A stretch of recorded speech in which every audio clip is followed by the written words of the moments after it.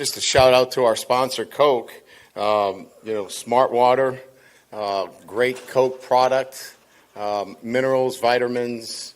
It's just great for you. It's refreshing, healthy, and Coke provides you all the products that you need depending on what you like. And I love Smart water. You caught on. Hey, we're going to welcome Scott back, right? Isn't Scott here? Scott Rabel, is he here? He didn't make it in? Oh, he's still out in France? Well, he's now, an Olympic sportscaster, so. And by the way, just in case, I don't know if you guys know, but all he had was water polo.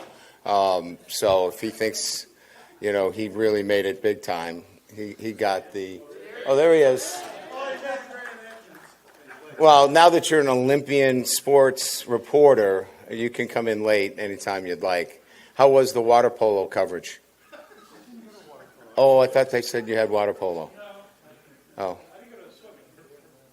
Oh, you got swimmer's elbow.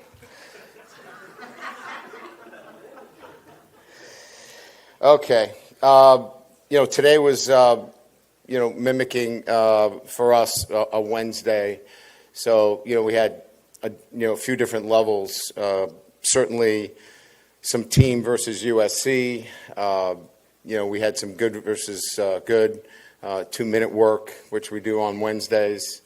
And then, some things that you would normally do and articulate for technical work, to get your football team ready, through camp. So, a little bit of everything today, but again, getting our guys starting to think about the mindset of, we're preparing, but we're also kind of beginning to flip that switch towards, game week preparation as well. So, it was a good day. The guys worked really hard. I like where we're at in terms of our mindset and how we're preparing. Guys are starting to really put some consistent days together.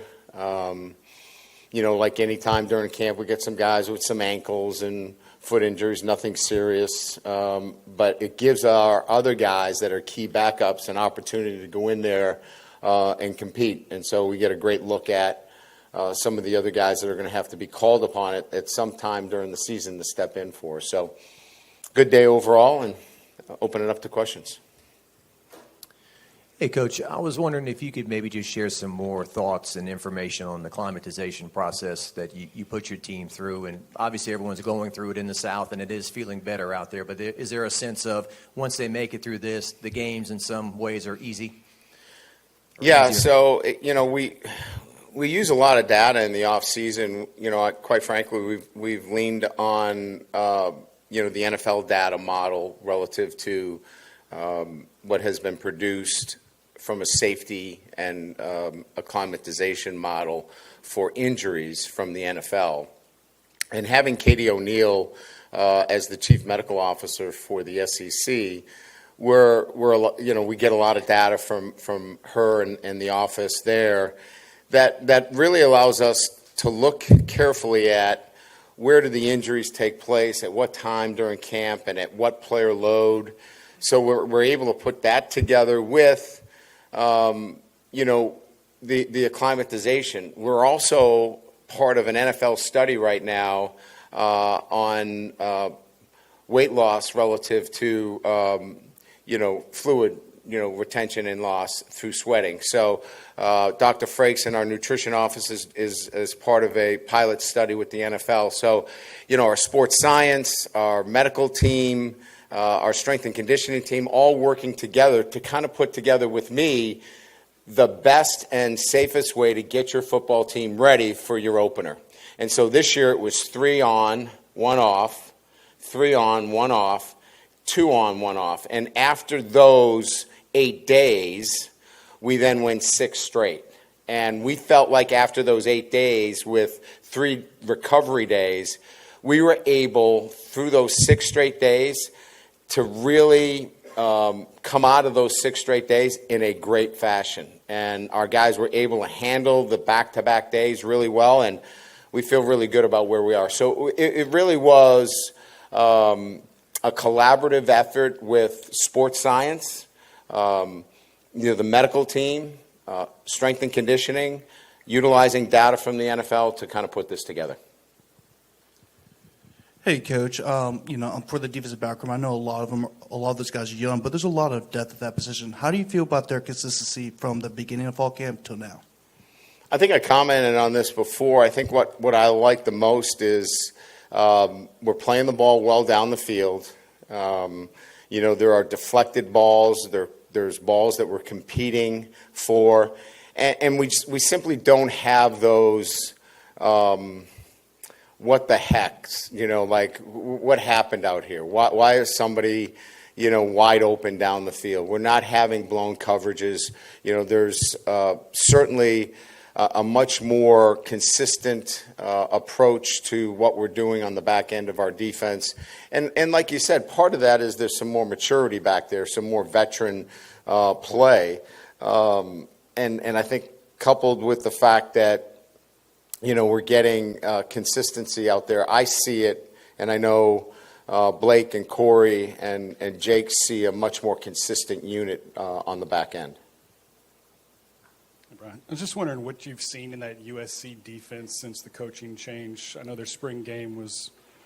Yeah, it's hard to tell because there's so many transfers. You really look at a lot of UCLA tape to get structure, right, in terms of understanding the structure of the defense. And then, because there's so many transfers, it's really hard. We break them down individually by player and do a deep dive on each one of them as players. And, obviously a lot of individually talented players. But like anything else, they got to play together as a unit. So what we've done is we've relied heavily on the unit that played together at UCLA and expect that they're going to play in a similar fashion. And then obviously know the talents that a lot of these guys bring as individuals. Is there somebody on your team that we're not talking about that you wanted to shine on? I don't know that there's any one particular guy. I think I've said this, many times, and you guys have heard me. I think that, the sum of this team will be greater than any one of its parts. I think it's going to be a unit that a lot of guys are going to be integral in its success. I mean, we're going to play 5 or 6 defensive tackles. We're going to play, 5 defensive ends. We're going to play 4 or 5 linebackers. There's going to be a lot of guys that are going to be part of this. So, look, we all can pull out the Harold Perkinses and, the Will Campbells and the Garrett Nussmeyers and, Karen Lacey's, but I think there's more players that are going to enter into the mix than we had last year. Hey, Coach, over here. So I know you just talked about some of those leaders, right? Like Will, like Emery, Harold, Mason. They played as and contributed as freshmen. What have you really seen from them from a leadership standpoint going into year 3? And speaking of accountability, from a second question, what's the status on the number 18 jersey and when y'all are thinking about maybe releasing that? Leadership is an interesting question that I'm asked. Each player has in their own makeup a way that they handle leadership. What I require from our players is, personal accountability and hold others accountable. It's not a position that, and I remind our leadership group of this. It's not a position that you get a chance to explain yourself when you have to do things. It's not a position that you want if you expect popularity. It's a position that has to hold good friends accountable for things that they haven't been doing. So I think each one of them does it in their own fashion in terms of who they are. So leadership is happening quite well within this program, but different for who the individual player is.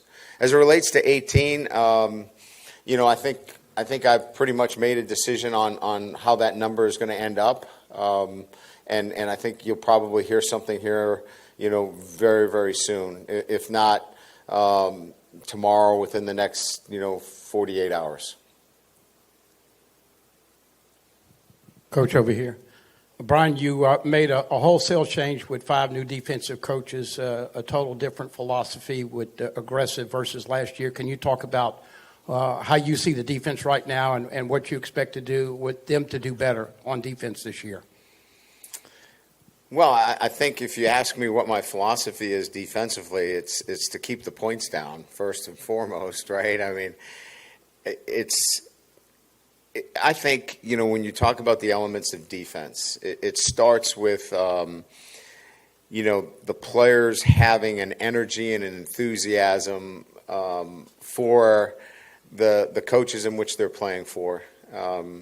There's got to be a sense of excitement, energy, and, I thought at times, we lacked that. And we're seeing that on a consistent basis. That's the price of just playing defense, right? That's what you have to see just to play, the kind of defense that will help you win games. Now, from there, schematically, I think what I've always felt from an offensive perspective, that if you don't know where guys are lined up every down, that's a good place to start. The ability to pressure on the perimeter, the ability to mix coverages so the quarterback doesn't know what he's getting every play, that is also an important piece of playing really good defense. But the core of this is getting off the field. And we had a hard time getting off the field last year. And I think Blake has done a really good job with the defenses that he's coached, in particular at Missouri, of having ways to get off the field, in particular on third down. So I think we start with the core of having a defense that's excited about playing for their coach. I think we have a defense that can play 3 down, 4 down, can mix things up in the back end of the defense, and then get really creative in third down situations. And at the end of the day, keep the points down. Hey, Coach. Just quick questions on Sage Ryan and Weeks West. How are they doing? Pretty good. I mean, I think we've got a grade 1 hamstring. I think we've got a foot sprain. These are injuries that should clear up this week and have him back full go for preparation for USC. I think we've got an ankle with Miles Frazier. Let's see who else we have. I think those were the 3. Hilton's got a bone bruise, but one that, we feel like, he should be back this weekend as well. So I think 3 or 4 guys that, kind of the bumps and bruises of camp, but we feel good about their availability come this weekend. Okay. And with Parashand, he's a guy who hasn't played a lot of football in general, but isn't, I wouldn't say he's raw as a defensive end either. So how do you think he's been able to sort of develop so quickly and become just a pretty solid player? Well, I got a chance to see him, being with the defensive line quite a bit at the end of the year last year. His technique, at the end of the year was as good as we had on the defensive line. He is very conscientious. He's physically capable of playing the position. He has the ability to play that position. And I think what he's done in the offseason is he's gotten stronger, more agile, and he'll impact our defense. He's a good football player, very reliable. He's going to do his job, and he's going to be where he needs to be. And surprisingly, has better athletic ability than people give him credit for. Hey, Coach, from your point of view, how has Perkins adjusted to moving back inside? We're having a hard time blocking him. And we've got a pretty good offensive line. I think the best thing that I could say about a player, regardless of the position in which they play, is that he has elevated the players around him. I couldn't say that about Harold his first 2 years. He did not elevate the players around him. His play was elevated, right? At times it was outstanding. He is now entering into that category of elevating the players around him. That's a pretty good thing for Tiger fans. Coach, how close are you to sort of determining if you have a backup quarterback? How close is that competition, and have you gotten any clarity on who that might be? I think we're making some progress there. I thought we kind of got into a lull last week where, I felt like it was, pretty, inconsistent. I think we're starting to. Maybe it's the sense of urgency that we're getting closer to the season. Look, the backup quarterback. Let me just say this about that position.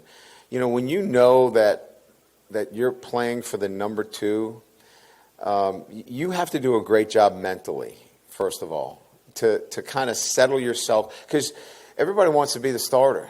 And I think that there was a little bit of a mental struggle in terms of getting in the right place and the mindset of, hey, I'm the number 2. How do I handle myself? And I think a little bit of that was going on last week. I've seen improved play this week from, both of those guys and, Colin Hurley as well. I think Colin kind of came in thinking, well, I'm the number 3. And now he's like, you know what? Why can't I throw my hat in the ring here too? So this week has been very competitive with Ricky, AJ, and Colin, and I kind of feel a lot better than I did at this time when the question was asked about the number 2. We're not there yet, but we're making some progress, and I'm happy to report that we're seeing the kind of signs that we need from the 3 of those guys. Coach, when it comes to Nussmeier, can you talk about his decision-making over the years, the turnovers, and how has he improved on that? And, just coming off a year in which you threw, I think, 4 or 5 interceptions the entire year, how do you approach it this year with the way he kind of plays and his style? Like, he wasn't the starter, so, his interceptions were, mop-up duty, trying to get on the field, trying to make a play. He was in a whole different – it wasn't his car, as I said. He was driving that thing fast, and he didn't care if he dented it. It's his car now, and he's really careful that he doesn't, mess it up. And so there's a different mindset, kind of like what I was talking about, the number 2 versus the number 1. He is really, really conscious of that. And he understands that he can't put the ball in the other team's hands. So I just think it's, being a starter, understanding how important it is, and recognizing that taking care of the football is absolutely crucial to our success. Hey, Brian. Over here. Mike Gundy said the other day, he told his players, don't have your agents call me for more money. We're locked in. It's time for football, anything like that. How has that been with your team in terms of dealing with portals closed? It's time for football. Will anything else extraneous? You'll deal with that in the offseason. How much have they bought in, and how much have you had to have those talks? Yeah, Scott, that hasn't really been a major concern. In the offseason, you're going to have to deal with, issues relative to NIL and things of that nature. But, we've got, a GM for that. We've got a front office, if you will, for those kinds of conversations. And there's a time and place for that. It's like, in the NFL, players don't want to have contract negotiations during the season. The players don't either. They want to be focused on going to school, and they want to be focused on playing football. So it's not really something that, gets in the way of what they want to do right now. They don't want to be distracted by it either. So it really hasn't been anything that has been an issue or a distraction. These guys are focused on going to school and playing football for LSU. And there'll be a time and place for that, and we recognize that. And when it's time for those discussions, we've got a system set up to handle those talks, and we'll be prepared. Good? All right. Thank you. Yes, sir. We have a media gift for you today. Uh-oh. Where are the balls? There we go. Golf balls? You said that, you mentioned moving day last week. This is our moving out day. I think everybody in the media wants to appreciate that extra access you gave, and so everybody wanted to give you a dozen balls. Well, I appreciate that. Thank you so much. The problem is, You want to play Titleist? I play top flights. No, I'm kidding. Are you shitting me? I'm taking these and going away. Thank you. I appreciate that. I won't play for a while. This pesky day job gets in the way.